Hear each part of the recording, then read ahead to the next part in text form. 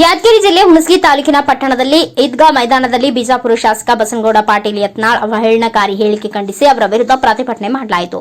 ಸುಮಾರು 600ಕ್ಕೂ ಹೆಚ್ಚು ಜನ ಸೇರಿದ್ರು. ಡಾಕ್ಟರ್ ದಸ್ತಗಿರಿ ಮುಲ್ಲಾ ಟಿಪ್ಪು ಕ್ರಾಂತಿಕಾರಿ ಅಧ್ಯಕ್ಷರು ಮಾತನಾಡಿ, ಬಿಜಾಪುರ ಶಾಸಕರಾದ ಬಸನಗೌಡ ಪಾಟೀಲ್ ಯತ್ನಾಳ್ ಅವರ ಪ್ರವಾದಿ ಮೊಹಮ್ಮದ್ ಪೈಗಂಬರ್ ಅವರ ಬಗ್ಗೆ ನಿಂದನೆ ಮಾಡಿದ್ದಾರೆ ಎಂದು ಹರಿಹಾಯ್ದರು. ಈ ಸಂದರ್ಭದಲ್ಲಿ ಟಿಪ್ಪು ಸುಲ್ತಾನ್ ಸಂಘದ ಅಧ್ಯಕ್ಷ ರಸೂಲ್ ಬೆನ್ನೂರು ಮಾತನಾಡಿದರು. ಬಸನಗೌಡ ಪಾಟೀಲ್ ಯತ್ನಾಳ್ ಅವರೇ, ನೀವು ಒಬ್ಬರು ಸಂವಿಧಾನ ಅಡಿಯಲ್ಲಿ ಶಾಸಕರಾಗಿ ಸಂಸದರಾಗಿ ಜನರು ಆಯ್ಕೆ ಮಾಡಿದ್ದಾರೆ. ಹಗುರವಾಗಿ ಮಾತನಾಡುವುದು ಸರಿಯಲ್ಲ ಎಂದು ಮಾತನಾಡಿದರು.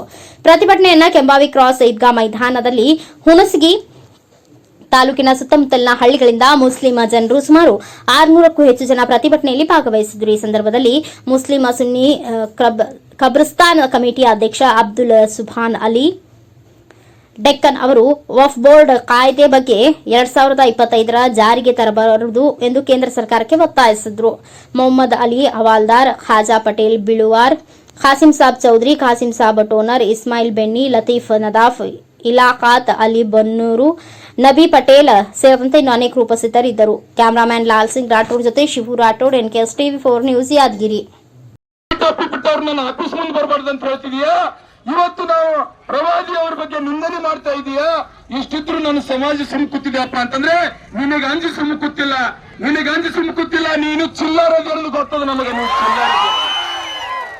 ನಾವು ಕಾನೂನಿಗೆ ಗೌರವಿಸುವಂತವರಿದ್ದೀವಿ, ನಾವು ಕಾನೂನಿಗೆ ಗೌರವಿಸುವಂತವರಿದ್ದೀವಿ. ಸುಮ್ಕುತ್ತೀವಿ. ಯತ್ನಾಳ್, ಮಿಸ್ಟರ್ ಯತ್ನಾಳ್, ನೀನೇನಾದ್ರೂ ನಿಮ್ಮ ಅಪ್ಪ ಹುಟ್ಟಿದಪ್ಪ ಅಂತಂದ್ರೆ ಓಪನ್ ಆಗಿ ಡಿಬೇಟ್ ಬಾ. ನಾನು ನಿನ್ನ ಜೊತೆ ಚಾಲೆಂಜ್ ಇದ್ದೀನಿ. ಓಪನ್ ಆಗಿ ನನ್ನ ಜೊತೆ ಡಿಬೇಟ್ಗೆ ಬಾ. ನಾನು ನೀನು ನಕಲಿ ಹಿಂದುತ್ವವಾದಿ ಅಂತೇಳಿ ನಾನು ಪ್ರೂವ್ ಮಾಡಿ ತೋರಿಸ್ತಿದ್ದೀನಿ. ನೀನು ಹಿಂದುತ್ವವಾದಿ ಅಲ್ಲ ಅಂತ ಹೇಳಿ ನಾನು ಪ್ರೂವ್ ಮಾಡಿ ತೋರಿಸ್ತಿದ್ದೀನಿ. ನಿಜವಾಗಿ ನೀನು ನಿಮ್ಮ ಅಪ್ಪ ಹುಟ್ಟಿದೆ ಅಂದ್ರೆ ಬಾ ನನ್ನ ಜೊತೆ ಡಿಬೇಟ್ಗೆ. ಆ ಕೆಲಸ ಮಾಡೋ ಧೈರ್ಯ ಇಲ್ರಿ, ಆ ಕೆಲಸ ಮಾಡೋ ಧೈರ್ಯ ಇಲ್ಲ. ಯಾಕಪ್ಪ ಅಂತಂದ್ರೆ ಇದು ಬಸವನಾಡು. 12ನೇ ಶತಮಾನದಲ್ಲಿ ಅಣ್ಣ ಬಸವಣ್ಣನವರು ಸೂಫಿ ಸಂತರು, ಇಲ್ಲಿ ದಾಸರು ದಾರ್ಶನಿಕರು ನಡೆದಾಡುವಂತ ನಾಡು. ನಾವೆಲ್ಲರೂ ಇಸ್ಲಾಂ ಧರ್ಮಪ್ಪ ಅಂತಂದ್ರೆ ಸಮಾನತೆ ಹಾದಿ ಮೇಲೆ ನಡೆಯುವಂತವ್ರು, ಶಾಂತಿಯ ಸೌಹಾರ್ದತೆ ಹಾದಿ ಮೇಲೆ ನಡೆಯುವಂತವ್ರು.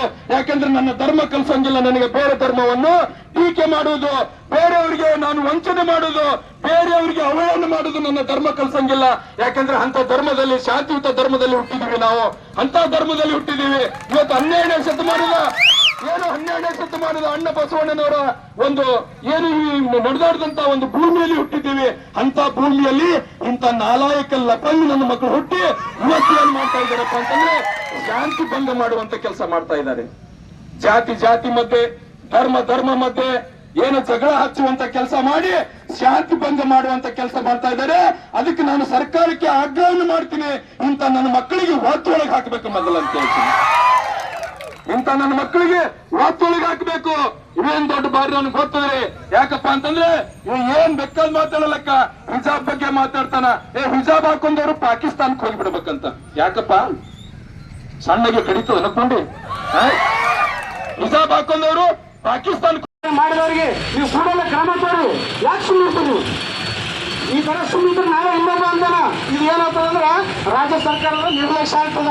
ಕಾರಣ ಪ್ರತಿಯೊಂದು ಯಾವ ಜಾತಿಯಲ್ಲಿ ಮತ್ತೆ ಆ ತರ ನಮ್ಮ ಜಾತಿ ಬರೆದಂತ ಸಂವಿಧಾನ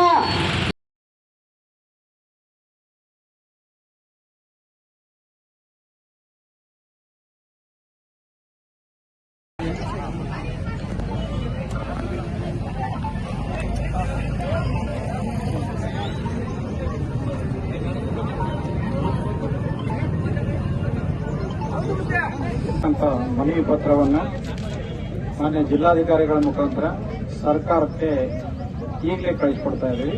ಕಳಿಸ್ಕೊಟ್ರೆ ಒಂದು ಪ್ರತಿಯನ್ನು ತಮಗೆ ಅಧ್ಯಕ್ಷರಿಗೆ ಕೊಡ್ತಾ ಇದ್ದೀವಿ. Thank you.